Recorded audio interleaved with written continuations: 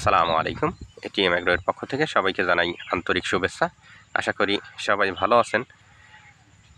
শশা চাষের ক্ষেত্রে বেশ কিছু বিষয় লক্ষ্য রাখলে কখনোই শশাতে লসের সম্মুখীন হবেন না। এই বিষয়গুলো অবশ্যই আপনাকে লক্ষ্য রাখতে হবে, না হলে আপনি শশা চাষে কখনোই লাভবান হতে পারবেন না। বিষয়গুলো হচ্ছে আপনাকে শশা চাষের ক্ষেত্রে মালচিং পেপারটা অবশ্যই ব্যবহার করতে হবে। মালচিং পেপার ব্যবহারের কিছু গুরুত্বপূর্ণ দিক রয়েছে, বিশেষ করে শশা চাষের ক্ষেত্রে। যেমন মনে করেন যে শশা যেহেতু হাইব্রিড শশা একদম গোড়া থেকেই ধরে, সেহেতু এটা যদি মাটির উপর পড়ে যায় তাহলে মাটির উপর পড়ে এই বৃষ্টির সময়টাতে বিশেষ করে শশায় পচন ধরার একটা সম্ভাবনা থাকে। এটা একটা বিষয়। আরেকটা বিষয় হচ্ছে যে মাটির উপর যেই শশাটা পড়ে যায় ওই শশাটার কালার ভালো থাকে না, কালার নষ্ট হয়ে যায়, যার কারণে বাজারে ভালো দাম পাওয়া যায় না। দুইটা ক্ষতিকর দিক। আরেকটা হচ্ছে যে বৃষ্টির সময় প্রচুর পরিমাণে ঘাস হয়। এই ঘাসের কারণে গাছের গ্রোথ একদমই নষ্ট হয়ে যায়। আর আপনি যদি ঘাসগুলো পরিষ্কারও করে দেন, পরিষ্কার করার ক্ষেত্রে শেকড় কাটার একটা সম্ভাবনা থাকে। আবার দেখা যায় যে ঘাস কাটার সময় আপনার এই যে এখন যেমন একদমই জায়গাটা একদম ভরে গেছে, এক্ষেত্রে আপনি ভেতরের আগাছাটা পরিষ্কার করতে পারবেন না। এটা আরেকটা বিষয়। আর মালচিং পেপার ব্যবহার করার ক্ষেত্রেও আপনাকে একটা জিনিস লক্ষ্য রাখতে হবে, সেটা হচ্ছে যে মাটি প্রস্তুত করার সময় অবশ্যই আপনাকে জৈব সারটা ব্যবহার করতে হবে। আপনি যদি জৈব সার ব্যবহার না করেন, সেক্ষেত্রে মালচিং পেপার ব্যবহার করলে আপনি একটা সমস্যার সম্মুখীন হতে পারেন। সেটা হচ্ছে যে আপনি রাসায়নিক সারটা যদি ড্রেনে ব্যবহার করেন, তখন আপনার ওইভাবে শেকড়ে টান দিতে পারবে না বা গ্রোথটা ওই রকম ভালো আসবে না, যার কারণে আপনি ফলন কম পাবেন মালচিং পেপার ব্যবহার করার পরেও। যার কারণে মালচিং পেপার ব্যবহার করলে অবশ্যই আপনাকে পর্যাপ্ত পরিমাণে জৈব সার ব্যবহার করে তার উপর মালচিং পেপারটা ব্যবহার করতে হবে। আমি যেমন আমার এখানে 13 শতাংশ জমিতে আমি এখানে 13 কেজি মাত্র রাসায়নিক সার ব্যবহার করেছি। আর এখানে পর্যাপ্ত পরিমাণে আমি জৈব সার ব্যবহার করেছি, যার কারণে গাছের গ্রোথ দেখেন, আপনাদের সামনেই দেখেন গাছের গ্রোথ মাশাল্লাহ অনেক ভালো। আজকে গাছের বয়স হচ্ছে 31 দিন, তাতেই দেখেন যে গাছ একদম মাচার ওপরে উঠে গেছে। তো মালচিং পেপারটা অবশ্যই ব্যবহার করতে হবে এবং সাথে জৈব সারটা পর্যাপ্ত পরিমাণে ব্যবহার করতে হবে জমিতে। এরপরে আপনাদের আরেকটা বিষয় দেখাচ্ছি, এটা হচ্ছে এ প্যাটার্ন মাছা। আপনাকে অবশ্যই শশা চাষের ক্ষেত্রে এ প্যাটার্ন মাছাটাই পছন্দ করতে হবে, চুজ করতে হবে। আপনি যদি ফ্ল্যাট মাছা বা অন্যান্য যে মাছাগুলো আছে ব্যবহার করেন, এক্ষেত্রে আপনি ইউ প্যাটার্নটা ব্যবহার করতে পারেন। এ প্যাটার্ন এবং ইউ প্যাটার্ন এই দুইটা মাছা আপনি ব্যবহার করতে পারেন। এতে আপনার একটা সুবিধা হচ্ছে যে এই একই মাছাতে আপনি আরেকটা ফসল, অন্য যে কোনো একটা ফসল তুলতে পারবেন। যদি ইউ প্যাটার্ন মাছা করেন সেক্ষেত্রে আপনি সেখানে করলা করতে পারবেন, বা এ প্যাটার্ন মাছাতেও আপনি করলা করতে পারবেন। ওপর দিয়ে যদি দুইটা বেড মিলায়া ওপরে আবার নেট দিয়ে দেন, সেক্ষেত্রে দেখা যাবে যে এখানে আপনি আরেকটা ফসল তুলতে পারবেন। এটা আরেকটা বিষয়।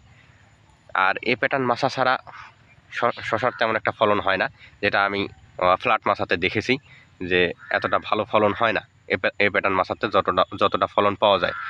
আর শশার একটা বড় বিষয় হচ্ছে, সেটা হচ্ছে সাদামাছি। সাদামাছি অবশ্যই আপনাকে দমন করতে হবে। সাদামাছি দমন করার জন্যে বাজারে বেশ ভালো মানের কিছু কীটনাশক পাওয়া যায়, যেগুলো আমি আপনাদের এর আগেও বলেছি, এখনও বলি। সেটা হচ্ছে আমার এখানকার 1 নাম্বার পছন্দে আছে হচ্ছে ইয়োকা। ইয়োকাটা আমি প্রায় সবসময়ই ব্যবহার করি। এছাড়া আপনারা উলালা ব্যবহার করতে পারেন, মোভেন্টো আছে, মোভেন্টো। এগুলা ব্যবহার করলে ইনশাআল্লাহ সাদামাছি দূর হবে আমি আশা করি। আমি ইয়োকাটা ব্যবহার করি, আমার এখানে কোনো প্রকার সাদামাছি আমি কখনোই দেখি না। এরপরে আসতেছে হচ্ছে ডাউনি মিল্ডু।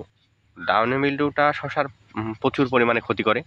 একদম দেখা যায় যে অল্প বয়সেই বা অল্প কিছুদিনেই আপনার গাছকে এমনভাবে নষ্ট করে দেবে যে আপনি এখান থেকে ফলনই তুলতে পারবেন না। ডাউনি মিল্ডুটা এমনভাবে ক্ষতি করে।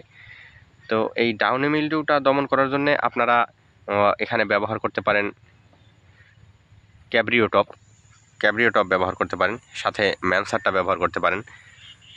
ক্যাব্রিওটপ এবং ম্যানসার এই দুইটা ছত্রাকনাশক ব্যবহার করলেই ইনশাআল্লাহ ছত্রাকের যে আক্রমণটা বা ডাউনি মিল্ডিউ যেটা আক্রমণ করে এটা দমন হয়ে যাবে, বা এটা আসবে না আপনার জমিতে যদি আপনি এটা ব্যবহার করেন। এছাড়া যদি কখনো আপনার জমিতে যদি দেখা যায় যে ফল টিকতেছে না বা ফুল ঝরে পড়ে যাচ্ছে, সেক্ষেত্রে আপনারা হরমোনটা ব্যবহার করতে পারেন। হরমোন স্প্রে করলে ইনশাআল্লাহ ভালো ফলন আশা করা যায়। ফল টেকে মাশাআল্লাহ অনেক ভালো। তো হরমোন ব্যবহারের ক্ষেত্রে অবশ্যই সতর্ক থাকবেন। সম্পূর্ণ গাছে কখনোই হরমোনটা স্প্রে করবেন না। হরমোনটা শুধুমাত্র ফুলে স্প্রে করতে হবে, এটা সকালে অথবা বিকালে। আরেকটা বিষয় হচ্ছে এখানে মোজাইক ভাইরাস যেটা আছে, মোজাইক ভাইরাসটা এটা গাছের প্রচুর পরিমাণে ক্ষতি করে। মোজাইক ভাইরাস সাধারণত আপনা আপনি আসে না, এটা হচ্ছে কোনো কিছু এটাতে বহন করে নিয়ে আপনার জমিতে আসে। যেমন মনে করেন যে আপনার এখানে যদি সাদামাছি প্রচুর পরিমাণে আক্রমণ করে, সেক্ষেত্রে সাদামাছির কারণে মোজাইক ভাইরাসটা লাগতে পারে। তো আপনারা অবশ্যই সাদামাছিটার দিকে বিশেষ করে লক্ষ্য রাখবেন। সাদামাছিটা যদি দমন করতে পারেন, সেক্ষেত্রে আপনার জমিতে আমার মনে হয় না যে ফলন কম হবে বা লসের সম্মুখীন হবেন। এই বিষয়গুলো যদি মাথায় রেখে আপনি শশা চাষ করেন, তাহলে অবশ্যই শশা থেকে ভালো ফলন তুলতে পারবেন। এবং যদি বাজার ভালো থাকে, 500 টাকার উপরে যদি বাজার থাকে, সেক্ষেত্রে আপনি লসের সম্মুখীন কখনোই হবেন না। আসসালামু আলাইকুম ওয়া রাহমাতুল্লাহ।